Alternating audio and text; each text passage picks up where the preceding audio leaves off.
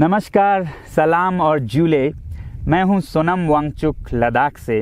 आप में से कुछ लोग हमें जानते होंगे हमारे शिक्षा सुधार के कामों के बारे में, या फिर पर्यावरण के काम में आइस स्तूपा, आर्टिफिशियल ग्लेशियर जैसे कामों के लिए, या फिर आई लिव सिंपली जैसे ग्लोबल मूवमेंट्स जो कि सादा जीवन अपनाकर क्लाइमेट चेंज को रोकने के लिए लोगों को प्रेरित करती है। मगर दोस्तों, आज मैं इन चीज़ों के बारे में नहीं बल्कि आप लोगों को एक बहुत ही ज़रूरी संदेश देने के लिए आया हूं, जो कि चीन और भारत के बीच अभी जो टकराव और तनाव की स्थिति बनी है, इसके बारे में आपकी क्या जिम्मेदारी है।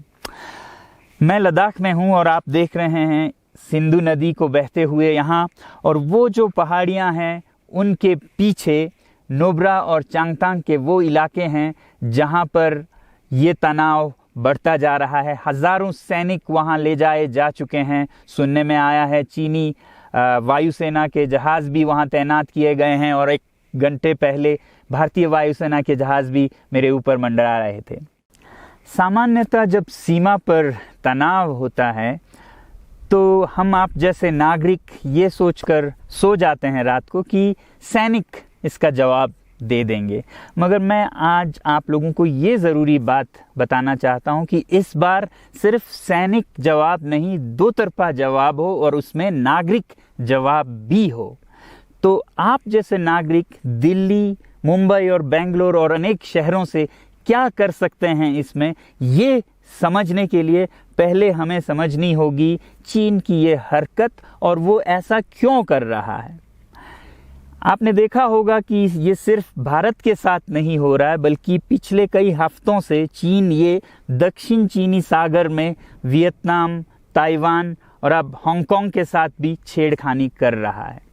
और मेरा ये विश्लेषण है कि वो ये सब किसी देश के साथ दुश्मनी के वजह से ज़्यादा अपने अंदर की समस्याओं को सुलझाने के लिए कर रहा है।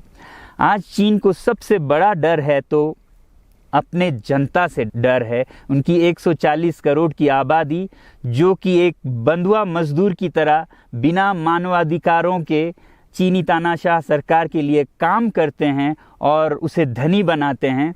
जब वो नाराज़ हो जाए तो फिर एक क्रांति की सी परिस्थिति बन पड़ती है, और इससे चीन बहुत डरता है।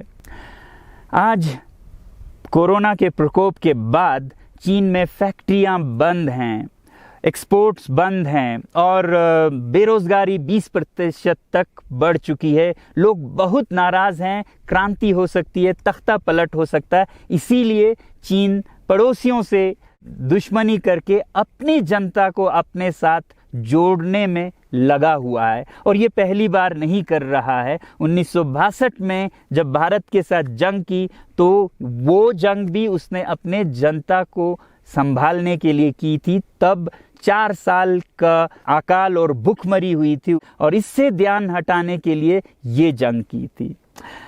चीन के लिए अपनी जीडीपी और जो खुशहाली है उसे बढ़ाते रहना बहुत ही ज़रूरी है, और जिस दिन जीडीपी घट जाए वहाँ की जनता क्रांति के लिए तैयार है। मैं तो कहता हूँ कि इस बार भारत की बुलेट पावर से भी ज़्यादा वॉलेट पावर काम आएगी। जो नागरिक पैसा खर्चते हैं चीन के सामान को खरीदने में, ज़रा सोचिए, हम आप भारतीय उद्योग को मारकर चीन से मूर्तियों से कपड़ों तक हर साल 5 लाख करोड़ के सामान खरीदते हैं, और फिर यह पैसा आगे जाकर हमारे सीमा पर हथियार और बंदूक बनकर हमारे सैनिकों के मौत का कारण बन सकती हैं।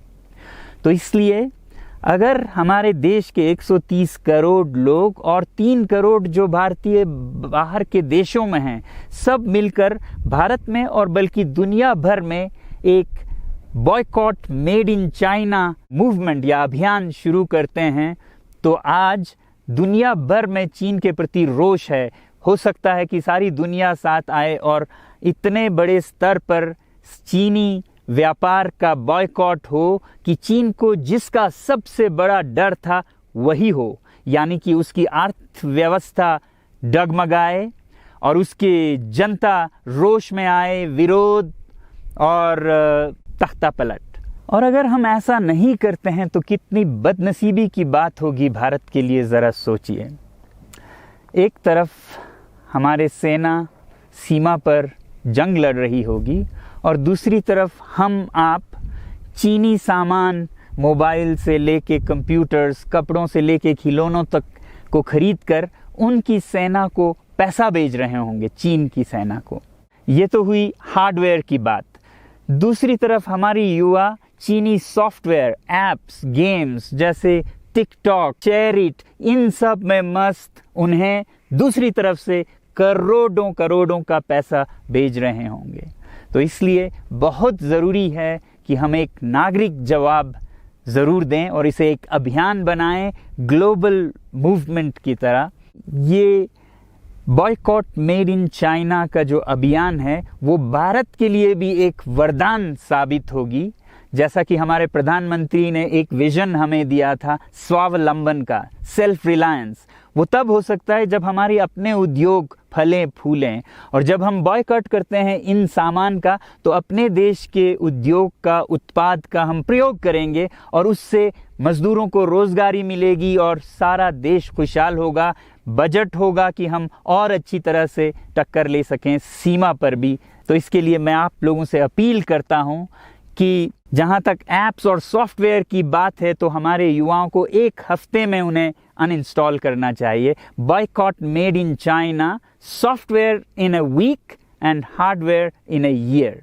क्योंकि साजो सामान के लिए वक्त लगेगा हमारे अपने देश से और बाहर से विकल्प निकलने तक, तो उसे हम 1 साल के अंदर कर सकते हैं। तो ये हम न सिर्फ अपना प्रतिज्ञा करें बल्कि 100 और लोगों को इसके बारे में समझाएं, शेयर करें सोशल मीडिया पर, और हमारी जो मीडिया है वो जनता तक, देश के कोने कोने तक पहुंचाए।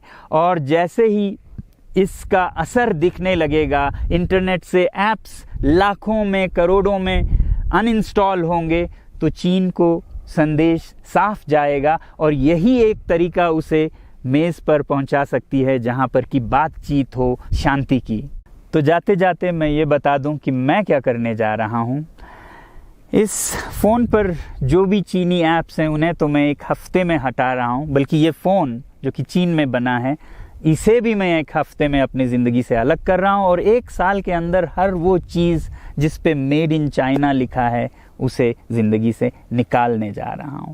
हमें चीन से, चीनी लोगों से कोई समस्या नहीं है, चीनी सरकार और उनकी रवैयों से समस्या है। जब तक चीन में परिवर्तन ना हो हमें ऐसा करना होगा।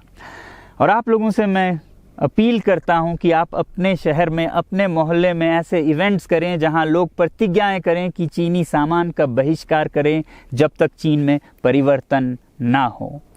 और मैं सालों से कहता रहा हूं कि 21वीं सदी में देश के लिए जान देने की नहीं बल्कि ज़िंदगी देने की ज़रूरत है।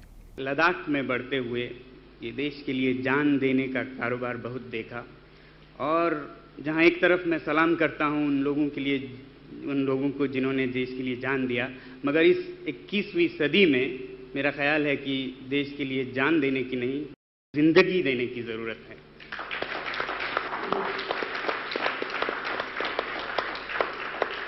तो आप भी निभाइएगा अपना रोल। जय हिंद।